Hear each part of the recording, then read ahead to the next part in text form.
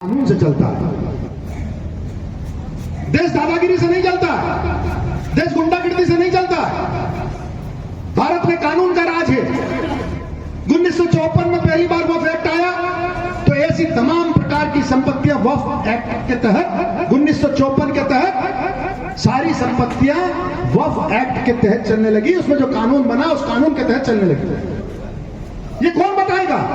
हम कब तक गुमराह करेंगे अपने युवाओं को? हम कब तक गुमराह करेंगे अपने नौजवानों को? काल के प्रवाह में समय आगे बढ़ा और जब समय आगे बढ़ा और एक्ट में संशोधनों की जरूरत लगी तो 1995 में फिर से एक्ट बना और 1995 के एक्ट से सारी संपत्तियों का संचालन होने लगा। उसमें जो भारत सरकार ने संसद के अंदर कानून बनाया उस कानून के तहत इनका संचालन होने लगा। अब 95 के बाद फिर से संशोधन की जरूरत लगी तो दो के नागरिक, भाई पाकिस्तान तो है नहीं, पाकिस्तान की स्वाद घाटी तो नहीं है जहां कोई कानून नहीं है, जहां आदमी मोर्टार उठाता है, कंधे पर रखता है, बोलता है मैं बहुत ताकतवर हूं, सामने वाले के हेलीकॉप्टर को उड़ा दूंगा। और ये करते करते आज उनके वहां खाने के लाले पड़ गए। उनकी जीडीपी देखे धड़ाम, उनके आटा 800 रुपए किलो है। क्यों उनको आदर्श बनाना? क्यों कानून को तोड़ना? जिन्होंने कानून तोड़ा उनकी हालत गरीबी और भूखमरी की।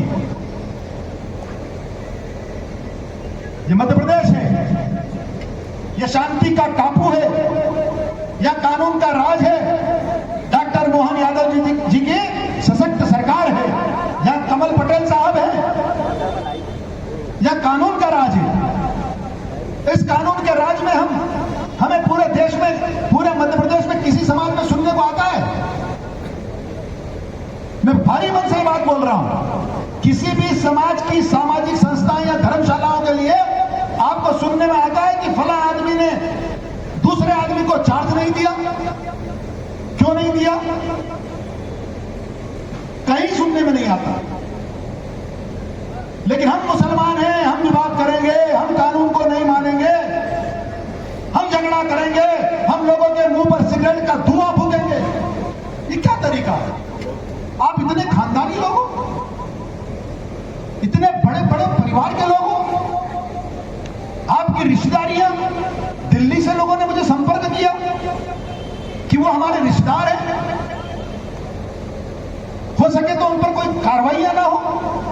तो आप इतने खानदानी लोग हो कि आपके बड़े बड़े रिश्तेदार हैं, अधिकारी लोग हैं और आप इस प्रकार की हरकतें कर रहे हैं। ये क्या तरीका है? अरे भाई, ये तो स्पिरिट ऐसी होना चाहिए कि मुझे जब मौका मिला तो मैंने बहुत अच्छा काम किया और अब अगर बब्बू भाई को मौका मिल रहा है या हमारे मुश्ताक भाई को मौका मिल रहा है तो तुम भी बहुत अच्छा काम कर लो। क्या बुराई है इसमें? क्या बुराई है भाई? ये तो भलाई काम है, इसमें कोई तनख्वाह नहीं मिलती है। इसमें ना मुश्ताक भाई को 1 रुपया तनख्वाह मिलेगी, ना बब्बू भाई को तनख्वाह मिलेगी, ना इसके पहले वालों को तनख्वाह मिलेगी, ना पूरे मध्य प्रदेश में इस प्रकार की कमेटियों को तनख्वाह मिलती है।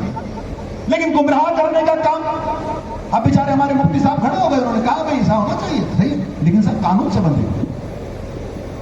एक्ट तो हम नहीं बनाते, एक्ट तो भारत सरकार बनाती है। अब संशोधित 2024 एक्ट आ रहा है, खूब भड़काया लोगों को। अरे साहब जायदादें खत्म हो जाएगी, अरे साहब मुसलमानों की, अरे कैसे हो जाएगी भाई? क्या 54 के बाद 95 में आया तो जायदाद खत्म हो गई थी? क्या 95 के बाद 2013 में संशोधन आया तो जायदादें खत्म हो गई? क्या 2020 में भी एक छोटा सा संशोधन आया तो जायदादें खत्म हो गई? ऐसे सारे कब्जाधारी जो 25-25, 30-30 साल से अपना कब्जा छोड़ना नहीं चाहते, तकलीफ उनको है, किसी को तकलीफ नहीं है। अरे भाई, जो कानून आज मिला हमको, सदर साहब आप जामा मस्जिद के सदर हैं, जो कानून आपको मिला उसके तहत आप काम कर रहे हैं, जो मुझे मिलेगा उसके तहत मैं काम करूंगा। ना मेरे बाप दादा ने कानून बनाया, ना आपके बाप दादा ने कानून बनाया, वो तो संसद बनाती है। जो संसद बनाकर देगी, डेमोक्रेसी है, लोकतंत्र है, बहुमत है। संसद में जो जिसका बहुमत है वो हमको जो कानून बनाकर देगी उस कानून के तहत हम काम करेंगे। हम सब बात हैं, हमारी जिम्मेदारी है। क्या 1954 1954 में जेपीसी बैठी थी? क्या 1955 बना था? नहीं बना। 2024 में संयुक्त संसदीय समिति बनी। 1 करोड़ लोगों ने लगभग पक्ष में, 1 करोड़ लोगों ने लगभग विपक्ष में अपनी सलाहें दी। अच्छी बात। डेमोक्रेसी में अधिकार है सलाह देने का, पर इसमें लड़ाई कहां है?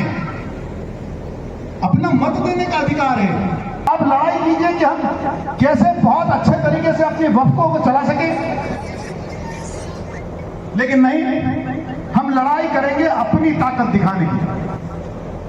हम लड़ाई करेंगे अपना कब्जा न छोड़ने के लिए।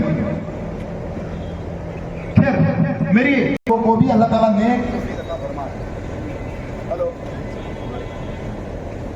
ऐसे सारे लोगों को अल्लाह ताला नेक तौफीक अता फरमाए।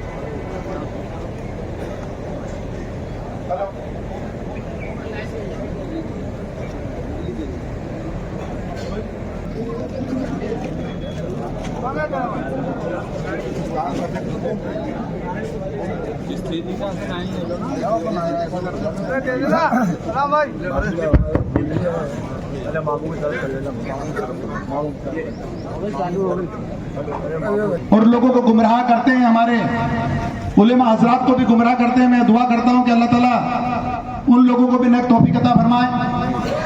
ये मध्य प्रदेश वक्फ बोर्ड जिसके पास 14,986 वक्फ संपत्तियां हैं, 14,986 वक्फ संपत्तियां होने के बाद, लगभग 1.5-2 लाख इनकम ऑफ सोर्स होने के बाद, सदर साहब हम अपनी तनख्वाहें, अपने वक्फ बोर्ड की तनख्वाहें भी, मुफ्ती साहब हम अपने वक्फ बोर्ड की तनख्वाहें निकालने का पैसा भी मध्य प्रदेश वक्फ बोर्ड के पास नहीं होता था। मैं शुक्रिया अदा करता हूं डॉक्टर मोहन यादव जी का,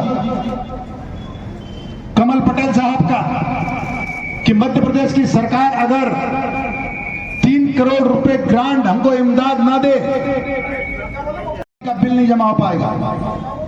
जब एक दुकान, जो 32 दुकानें बाहर हैं, उस एक दुकान से अगर 2 घर और 4 घर चल सकते हैं, तो लगभग 1.5-2 लाख दुकानों से क्या हम अपने कर्मचारियों की तनख्वाह नहीं निकाल सकते? लेकिन नहीं निकलती थी, तो फिर पैसा कहां जाता था? कोई जरूरी काल ना हो, इसलिए मैं 1 सेकंड के लिए माफी चाहता हूं। इतनी संपत्तियां, इतने इनकम ऑफ सोर्स होने के बाद जब हम अपनी तनख्वाह नहीं बांटते थे, तो कहीं तो कोई कमी थी, कहीं तो कोई लूप होता। दुकानें तो थी, पैसा तो आता था, कृषि भूमियां तो है, लेकिन तनख्वाहें बांटने के पैसे नहीं है। जब तनख्वाहें बांटने के पैसे नहीं है, तो हमारे जो काबिल बेटे बेटियां हैं, ये बेटियां बेटियां जो काबिल, 27 बेटियां हैं हरदा की काबिल बेटियां, और 23 बेटे बैठे हैं, कैसे इनका सहयोग करेंगे? कैसे इनकी मदद करेंगे? तो हमारी जो दादी थी फितन भी, वो तो संपत्ति दे गई। हरदा की जनता ने तो इतनी अच्छी बिल्डिंग बना दी, इनकम ऑफ सोर्सेस बना दिए, लेकिन जो लोग इस पर बैठे, उन्होंने इसको आगे नहीं बढ़ाया। 45 में जमीन मिली, 55 में बिल्डिंग बनी, और बेटे बेटियों को फीस मिल रही है 2025 में। अभी मेरे पहले के वक्ताओं ने कहा, अभी मैं नाम ध्यान नहीं, मुझे किसी ने कहा कि पहली बार इस प्रकार से बेटे बेटियों को, क्या बेटियां पहले मिली फीस कभी इस प्रकार की 10-10 हजार रुपए? खड़े होकर बताओ बेटा, पहले आपको कभी इस प्रकार की 10-10 हजार रुपए की फीस मिली? नहीं मिली। कभी सुना आपने कि दूसरी बहनों को मिली हो? क्यों भाई बेटियों को नहीं मिली होगी, बेटों को मिली क्या? क्यों बेटा? कभी नहीं मिली। इसलिए नहीं मिलती थी। ये यहां की बात नहीं, हरदा की, पूरे मध्य प्रदेश की बात कर रहा हूं, पूरे मध्य प्रदेश की बात कर रहा हूं। इसलिए नहीं मिलती थी कि उस पैसे से लोग अपना घर चलाने लग गए, अपनी जेबें भरने लग गए। वर्तमान के मध्य प्रदेश वक्फ बोर्ड ने तय किया कि इस वक्फ बोर्ड को लोग बदलाव के रूप में जाने। वाकिफ की जो मंशा थी, उस मंशा को पूरा करने वाले बोर्ड के रूप में जाने। हमने तय किया कि हम पढ़ाई पर खर्च करेंगे, हमने तय किया कि हम पढ़ाई पर खर्च करवाएंगे। और मेरी सारी कमेटियों ने जो इन 2 सालों में बनी, उन सब ने लपटा कहा, उन सब ने कहा कि हम सब लोग पढ़ाई पर खर्च करेंगे।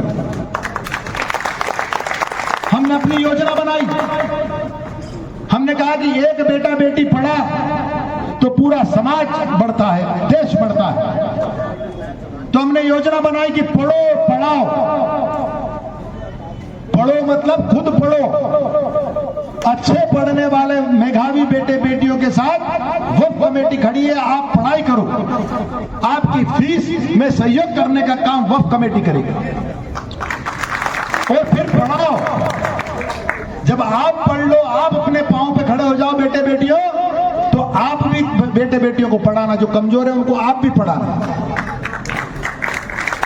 आज आपको प्रबंध कमेटी पढ़ा रही है, कल आप किसी गरीब बच्चे को पढ़ाना, किसी जरूरतमंद बच्चे को पढ़ाना। तो पढ़ो पढ़ाओ और मुल्क की तरक्की में भागीदार बनो। मोदी जी का संकल्प है 47 तक हम किस प्रकार से देश को विकसित देश बनाएं, उस संकल्प में हम सहयोगी बने। ये देश जो दुनिया में सोने की चिड़िया कहलाता था, ये 45 और 55 में ऐसी बिल्डिंगें बनाता था, ये देश फिर से विश्व गुरु बने, फिर से विश्व मित्र बने, फिर से दुनिया को राह दिखाए, उसमें आप सहयोगी बनो। तो हमने तय किया है कि हम इस साल 10,000 रुपए तक की मदद अपने मेधावी बेटे बेटियों को करेंगे, लेकिन आगे जाकर हम इस राशि को 25,000 रुपए तक लेकर जाएंगे। एक बेटे बेटी की फीस उनके स्कूल्स को हम 25,000 रुपए तक की भरने का काम करेंगे इंशाअल्लाह ताला। ये मध्य प्रदेश वक्फ बोर्ड,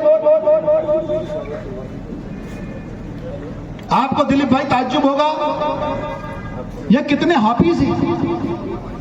जुल्लुर रहमान साहब आज जो अहमदाबाद में नहीं आ पाए, कुरान हाफिज हैं। शकील भाई अकाउंट का काम देखते हैं, स्थापना का काम देखते हैं, कुरान हाफिज हैं।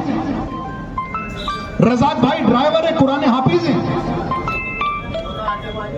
आप जब मेरे मुझसे मिलने आते हैं, और राशिद भाई जो मेरा काम देखते हैं गेट के बाहर, वो भी राशिद भाई कुरान हाफिज हैं। मंसूर भाई भी कुरान हाफिज हैं। ऐसे ऐसे कर्मचारी मेरी बेटियों, जिन्होंने जिंदगी में कभी, मध्य प्रदेश वक्फ बोर्ड के अंदर ऐसे ऐसे कर्मचारी हैं जिन्होंने जिंदगी में दिलावर भाई कभी वक्फ बोर्ड की चाय तो दूर पानी नहीं पिया, सारा जीवन हो गया उनका। और उसके बाद इतने ईमानदार लोग होने के बाद, अरे भाई मुश्ताक भाई चुप हो जाइए,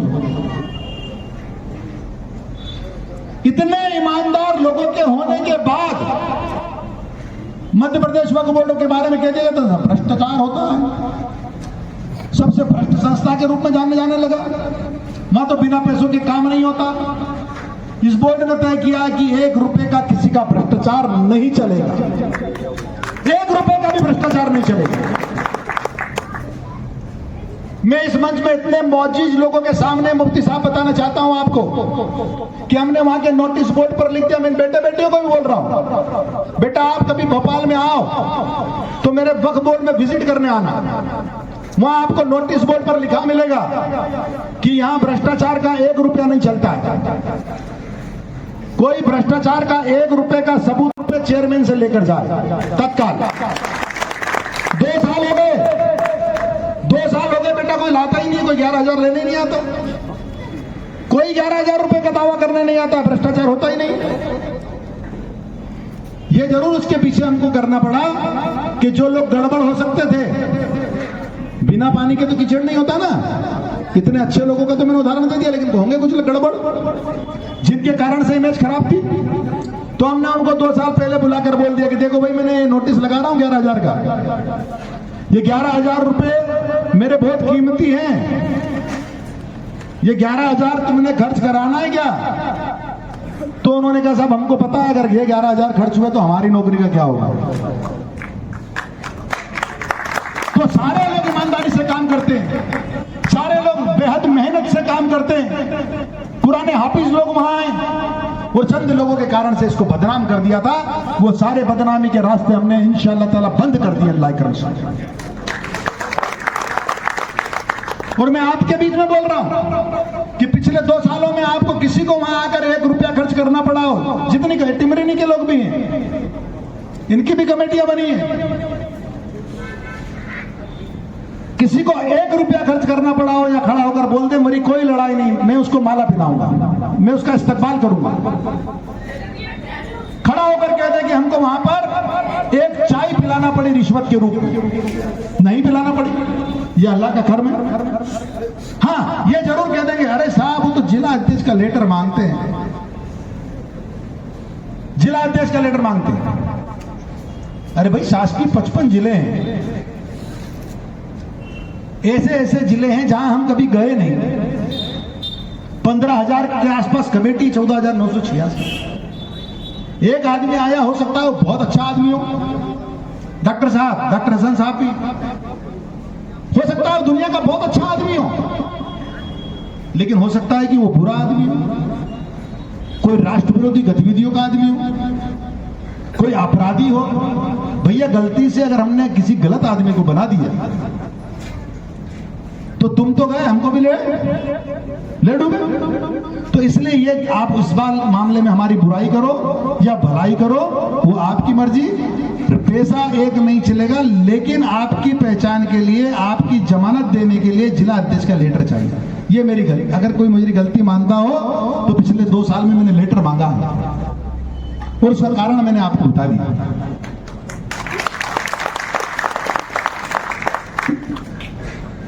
बहुत सारी बातें मैं कर सकता हूं, लेकिन ये बेटियां 2 बजे से बैठी है, खाना वाना भी खाया कि नहीं पता। 2 बजे तो इनको बुला लिया था, 2 बजे बुला लिया था तो 1:30 बजे आ गई होंगी ना?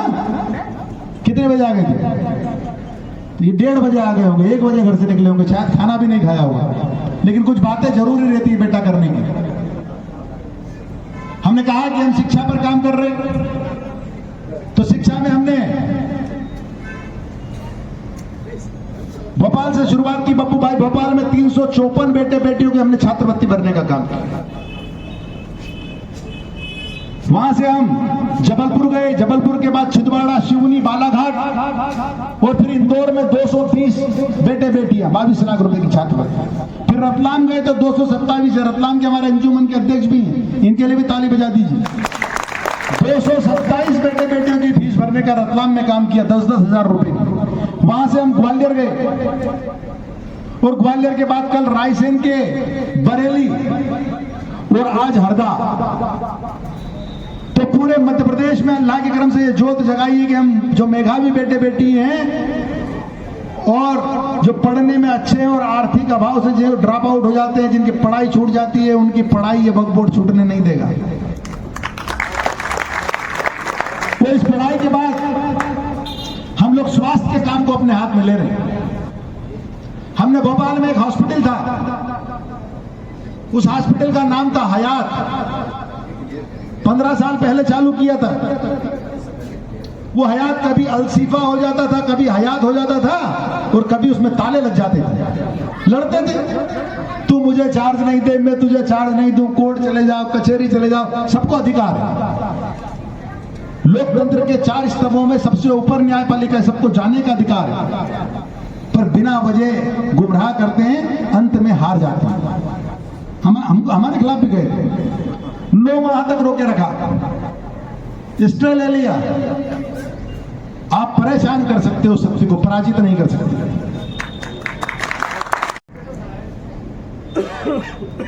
उस हॉस्पिटल में ताले लग गए लड़ाइयों में। जब हमारा बोर्ड बना और हमने उनको बुलाया तो उनके मैनेजमेंट के जुनैद साहब है, हमने उनसे कहा कि हम आपके सारे लिटिगेशंस खत्म करवाते हैं, बोर्ड पूरी ताकत से जो सही है उसके साथ खड़ा रहता है, बताइए आप आवाम को क्या फायदा देंगे। तो वो अस्पताल जो हयात है वो बेटियों के लिए जाना जाता है, हमारी जो बहन बेटियां हैं उनकी डिलीवरी के लिए जाना जाता है, जच्चा बच्चा के लिए जाता।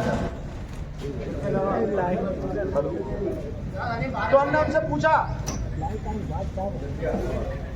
कि बताइए आप कितना चार्ज लगाएंगे, कितनी फीस लेंगे। तो आज इसी टाइम पे लाइट जा रही है। उसकी कंसल्टेंसी का सारा खर्च उसकी दवाइयों का सारा खर्च उसके, और जब वो डिलीवरी के बाद अपने घर जाए तो 3 दिन की दवाइयां साथ लेकर जाए और पैसे लिए जाएंगे 6,786 रुपये। अगर सीजरियन होती है तो खर्चे बढ़ जाते हैं, ऑपरेशन से डिलीवरी होती है तो फिर ने भोपाल में चालू किया और हमारे जरूरतमंद बहन बेटियों को काम आने लगा। तो मध्य प्रदेश में भी तो मध्य प्रदेश में भी अन्य जिलों से भी ये मांग आई कि हमारे यहाँ भी ये चालू होना चाहिए, लेकिन हॉस्पिटल चालू करने के लिए उसके मापदंड होते हैं, अनेक प्रकार की जरूरतें होती है, परमिशंस होती है, CMHO से लगाकर, पॉल्यूशन से लगाकर, फायर से लगाकर अनेक प्रकार की जरूरतें होती है। तो हमने कहा उसमें तो बहुत समय लगेगा, हम धीरे धीरे शुरुआत करेंगे, लेकिन साथ में जो हमारे मजबूत जिले हैं, खंडवा है, रतलाम है, वहां भाई बैठे हैं, अकरम भाई भी हमारे मौजूद है, पूर्व प्रदेश कार्य समिति के सदस्य, उज्जैन है, इंदौर है, ग्वालियर है, जबलपुर है। हमने तय किया इस बोर्ड ने कि हम पैथोलॉजी सब जगह पर, हमें कम से कम पैथोलॉजियों को बनाएं। पैथोलॉजियां क्यों बनाएं? क्योंकि हमारे हर वक्फ बोर्ड के पास हर जिले में संपत्तियां हैं, बिल्डिंग है, 2 कमरे दे देंगे, फरहत सराय वाले दे दोगे ना साहब? तो ऐसे हर जगह हमारे पास जगह है, तो बिल्डिंग जगह हमारी किराया नहीं देना। एक बार की मशीनें 10-15 लाख रुपए की आएगी, वो हम खरीद लेंगे मौजूद लोगों के द्वारा, और जब मौजूद लोग मना कर देंगे तो वक्फ बोर्ड है अभी, अब गरीब नहीं बचा है। तो 1,000 रुपए तक की जांच है, कोई भी कौम का हो, कोई बिरादरी का हो, कोई हमारा अमीर हो, गरीब हो, हम उसकी इसमें जांच नहीं करेंगे। इसमें तो हमारी मुश्किल ये है कि यहां पर तो हम सिर्फ मुस्लिम बेटे बेटियों को दे सकते। क्यों? क्योंकि वाकिफ की मंशा के अनुसार काम करता है, वहां पैसा नहीं लगाना है। वहां तो 1,000 रुपए की जांच का जो खर्च आएगा वो 150-200 रुपए आएगा, तो 150-200 उनसे लेंगे और उनकी जांच कर देंगे। तो 1000 की जांच है 150-200 रुपए में इंशाल्लाह ताला होगा, और इसको हम पूरे मध्य प्रदेश में जल्दी लागू करने वाले हैं। फिर बहुत लंबी बात जा रही है और असर का टाइम भी होगा होने वाला है। बार बार लाइट वाले कह रहे हैं बंद कर दो यार लाइट, तो ये बोलना बंद करें, तो वो भी माइक को बंद कर देते हैं बार बार। फिर कोई बात नहीं, ये जो बेटियां जिनको यहाँ पर 27 बेटियां और 23 बेटे, मैं इन सबको बहुत बहुत मुबारकबाद पेश करता हूं। आप बहुत अच्छी पढ़ाई करें बेटा, बहुत अच्छे इंसान बने, हो सकता है कुछ डॉक्टर्स बनेंगे, कुछ वकील बनेंगे, कुछ इंजीनियर बनेंगे, जो भी बनो बेटा, लेकिन अच्छे इंसान बनो, इंसान अच्छे बनो। यहां तो लगभग बेटे बेटियां बरोबर है 23-27, लेकिन पूरे मध्य प्रदेश में मैक्सिमम बेटियों को छात्रवृत्ति मिली। यहां भी बेटियों ने नंबर मारा है, भले 3 ज्यादा है, लेकिन बाकी जिलों में यह है कि हमने 34 लोगों को दी तो 32 बेटियां 2 बेटे, इंदौर में 220 को दी तो 175 बेटियां 45 बेटे, भोपाल में 354 को दी तो 300 बेटियां लगभग, सिर्फ 54 बेटे। तो सब जगह बेटियों ने नंबर मारा, बेटे पिछड़ जाते हैं। तो बेटे क्यों पिछड़ रहे हैं, इस बात की फिक्र करने की जरूरत है। बेटियों के हाथ में बड़े मोबाइल नहीं है, लेकिन वो नंबर ज्यादा ला रही है। बेटों के हाथ में बड़े मोबाइल है, रात रात भर मोबाइल पर नेट चला रहे हैं। मोटरसाइकिल तेज चलाने से एक्सीडेंट हो जाता है। आपने हंसी मजाक में भोपाल में जाइए, VIP रोड पर इतनी तेज मोटरसाइकिल चलाते हैं, एक्सीडेंट हो जाते हैं, अखबार में पढ़ते हैं, खत्म हो गया। क्यों भैया, क्यों कर रहे हो ऐसा? हम अखबार उठाते हैं और देखते हैं कि भोपाल में, कोटा में फला बेटे ने सुसाइड अटेम्प्ट कर लिया, सुसाइड कर लिया। क्यों कर लिया भैया सुसाइड?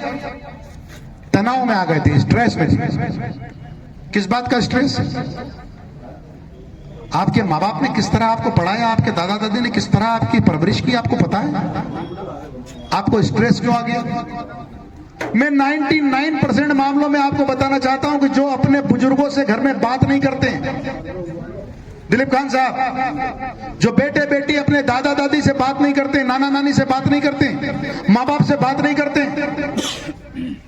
स्ट्रेस उनको होता है, तनाव उनके ऊपर भारी हो जाता है। कई बच्चे सोचते हैं अरे भाई दादा दादी नाना नानी तो ओल्ड एज हैं, उनको क्या पता साइंस क्या होता है, मैथमेटिक्स क्या होता है, फिजिक्स केमिस्ट्री बायोलॉजी क्या होती है, केमिस्ट्री में ऑर्गेनिक क्या होती है, फिजिकल क्या होती है, उनको क्या पता, इसलिए उनसे बात नहीं कर। अरे भैया हाथ आपके सर पर रखवा कर तो देखो, सारा तनाव छूमंतर हो जाएगा, कोई सुसाइड नहीं करेगा, कोई सुसाइड अटेम्प्ट नहीं करेगा, मेरा दावा है। तो बेटा मेरी आपसे गुजारिश है कि अपने बुजुर्गों से बात किया कीजिए, बेटों को संभालिए, आप बहनें हो अपने भाइयों को संभालिए कि रात को घर से बाहर क्यों है ज्यादा। मोबाइल में मैसेज आते हैं, बिना पढ़े फॉरवर्ड कर देते हैं, अरे कुछ गलत फॉरवर्ड कर दो कि केस बन जाएगा, कानूनी पछड़े में फंस जाओगे। क्यों कर रहे हो आप, क्यों पढ़ना, क्यों बिना पढ़े फॉरवर्ड करना। बेटा आप आज्ञाकारी बनो, फरमाबरदार बनो, अपने बुजुर्गों से बात किया करो। बेटे गाड़ी तेज ना चलाएं, मोबाइल में अपनी दुनिया नहीं है। यही 3-4 साल मैं इन 50 बेटे बेटियों से बात कर रहा हूं, आपने अपना आप काबिल हो, आप मेधावी हो, आप सर्वाधिक नंबर लाए हो, दुनिया की कोई ताकत आपको कामयाब होने से नहीं रोकेगी। ये तालीम है बेटा, इसकी कोई गारंटी नहीं है, लेकिन आप तालीम का हाथ पकड़ लीजिए, आप शिक्षा को पकड़ लीजिए, आप 100% बड़े आदमी बनेंगे। बाबा साहब भीमराव अंबेडकर हमारे मध्य प्रदेश में जन्मे, इंदौर के महू में, सामान्य परिवार में जन्मे। बड़ौदा महाराज ने वजीफा देकर उनको विदेश में पढ़ाया। इतने काबिल इंसान थे, 32 डिग्रियां ली उन्होंने, 32। हम 32 डिग्री लेने जाएंगे, 1 डिग्री 3 साल की, 32 दिया 96, 96 साल ले जाएंगे। क्या बोलते थे वो, बोलते थे बेटा कि शिक्षा शेरनी का दूध है, शिक्षा शेरनी का वो दूध है जो जितना पिएगा उतना धाड़ेगा। अब आप तय कर लीजिए कि धाड़ना है या मेमने बनना है। अगर धाड़ना है तो शिक्षा का हाथ पकड़ लीजिए। कलाम रामेश्वरम के पास के एक छोटे से गांव में जन्मे। उनका परिवार अपना जीवन यापन करने के लिए छाता सिलने का काम करता था, बनाने का नहीं, छाते को रिपेयर करने का काम करता था। लेकिन उन्होंने शिक्षा का हाथ पकड़ लिया, भारत रत्न बने, मिसाइल मैन के रूप में जाने गए, भारत के राष्ट्रपति बने। यह शिक्षा की ताकत है। स्वामी विवेकानंद जी जब शिकागो गए भारत की ओर से, तो लोगों ने बोला कौन आ गए, ये तो भगवा कपड़े पहन के साधु दिख रहे हैं, फकीर दिख रहे हैं। तो उनको 3 मिनट दिए बोलने के लिए, 3 मिनट। क्या आपको 3 मिनट बोलना है सिर्फ। वो मंच पर आए, उन्होंने माइक पकड़ा और उन्होंने कहा कि मेरे भाइयों और बहनों, वहां के लोगों ने ऐसा सुना ही नहीं था कभी कि सब sister and brothers, sister and brothers तो सुना ही नहीं था। वहां तो डियर सुना था, प्री सुना था, लेडीज एंड जेंटलमैन सुना था। जैसे ही उन्होंने कहा कि ब्रदर्स एंड सिस्टर्स, तो 5 मिनट तक पूरे हाल में तालियां बजती रही, तालियां। 3 मिनट तो ऐसे ही निकल गए, तालियां बजती रही कि आप बोलिए हम सुनेंगे। यह शिक्षा की ताकत है मेरे बेटे और बेटियों। आप शिक्षा का हाथ पकड़ें, आप खूब आगे बढ़े। मैं अल्लाह ताला से दुआ करता हूं आपके बेहतर मुस्तकबिल की, उज्जवल भविष्य की, और आप सब लोगों से भी जो है बेटे बेटियों के साथ जो पेरेंट्स हैं और जिम्मेदार लोग हैं, उनसे मैं अपने लिए भी दुआओं की दरखास्त करता हूं, मेरे मध्य प्रदेश वक्फ बोर्ड के लिए भी दुआओं की दरखास्त करता हूं। क्योंकि शैतान रोज लगे रहते हैं, फितन रोज लगे रहते हैं, फितनाई में। लेकिन आप जैसे लोगों की दुआओं से हम लोग अभी तक बेहतर काम कर पाए। मैं तो बेहतर भी नहीं बोलूंगा, जो भी हम काम कर पाए, बेहतर तो वक्त बताएगा कि ये बेहतर था, अच्छा किया या हमने बुरा किया। लेकिन जो हम में ताकत है, जितनी अल्लाह ताला ने हमको ताकत दी, पूरी ताकत लगाकर पूरी परिश्रम की पराकाष्ठा कर हम इस बिगड़े हुए ढर्रे को पटरी पर लाने की कोशिश कर रहे हैं। आप सब लोगों से मेरी दुआ मदद करने के लिए आया है। मैं आप सब लोगों के लिए बहुत दुआएं करता हूं। अल्लाह ताला आपको कामयाब करे, इन बेटे बेटियों को कामयाब करे। जो प्रबंधक कमेटी बहुत अच्छा काम कर रही है, बब्बू भाई हमारे जिला कमेटी के अध्यक्ष और मुश्ताक अहमद साहब और उनकी सारी टीम, अनवर भाई, दिलीप खान साहब, आप सब लोगों के जज्बे को अल्लाह ताला बढ़ाए, आपकी ताकत को बढ़ाए। आप इसी प्रकार से फलाही काम करें, वाकिफ की मंशा के हिसाब से काम करें और इतनी संपत्तियां जो हमारे बुजुर्ग छोड़कर गए हैं उनसे आने वाली इनकम को बढ़ाएं। यहां अगर कोई किराएदार भाई सुन रहे हो तो मेरी उनसे भी गुजारिश है कि अगर बाजार दर 10,000 रुपए है और आप 1,000 दे रहे हो तो यह अन्याय है, ये तो जुल्म है। आप पुराने किराएदार हो तो 10 के 5 तो दे दो, अगर 5 है तो 2.5 दे दो।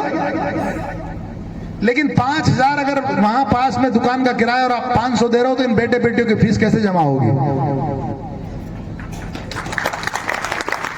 इन बेटे बेटियों से मेरी गुजारिश है, बेटा आप हमारे ब्रांड एम्बेसडर बनो, आप वक्फ के ब्रांड एम्बेसडर बनो। आप किसी दुकानदार से कोई सामान खरीदने जाओ और उनसे पूछ लेना बस ऐसे ही एक बार कि आप वक्फ के किराएदार हैं तो किराया देते हैं कि नहीं समय पर, और वो शर्मा जाएंगे क्योंकि सब नेक इंसान हैं, क्योंकि थोड़ी आदत बिगड़ी हुई है, सुधर जाएगी। तो बेटा आप इतना पूछ लोगे, हो सकता है आपके परिवार के लोग किराएदार हो, आपके चचा हो, आपके वालिद हो, उनसे बोल देना। आपके पड़ोसी कोई किराएदार हो, उनसे बोल देना कि आप वक्त पर किराया देंगे। तो इस साल तो 50 लोगों को इन्होंने चेक दिए और उसमें भी थोड़ा कम कर दिए। हमने 10-10 हजार का बोला था, लेकिन ज्यादा लोगों को देने के चक्कर में इन्होंने कैटेगरी बना दी।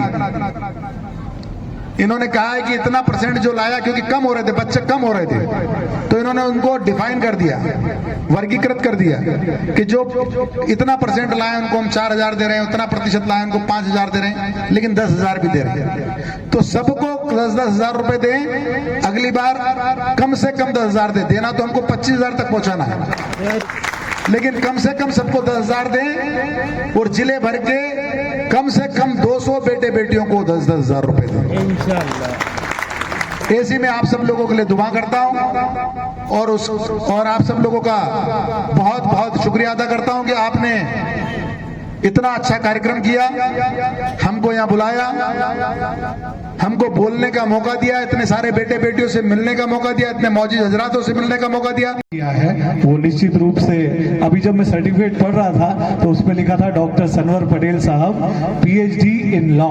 तो वाकई जोरदार पीछे तक जो कार्यक्रम है उसकी याद आपके जहन में हमेशा रहे। तो एक निशानी के तौर पर यहाँ पर मैं फरद सराय कमेटी के सभी सदस्यों को आग्रहपूर्ण था, अली राशिद जी, उनके परिवार से अली शाहिद जी, आपसे भी आग्रह कि आप भी इस अवसर पर यहाँ आए। अली शाहिद जी,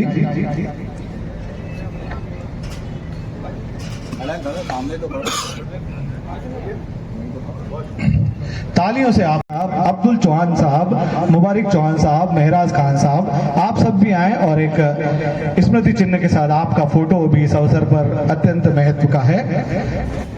तो लीजिए, अवसर है 6%। अल्फिया शेख पिता रमजान शेख 72.3%। ठीक है। जैनब राइल पिता आसिफ राइल। अल्फिया शेख पिता रमजान शेख। आगे बढ़ो बेटा। Thank you. अली पिता जफर अली। जैनब राइन पिता आसिफ राइन। जैनब के बाद हम आवाज दे रहे हैं मोहसिन खान, शेर मोहम्मद खान। मोहसिन के बाद अयाज खान पिता खान।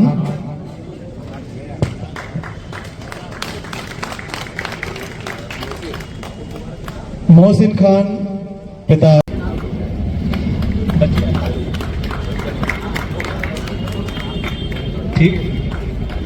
इरशाद खान, हबीब खान।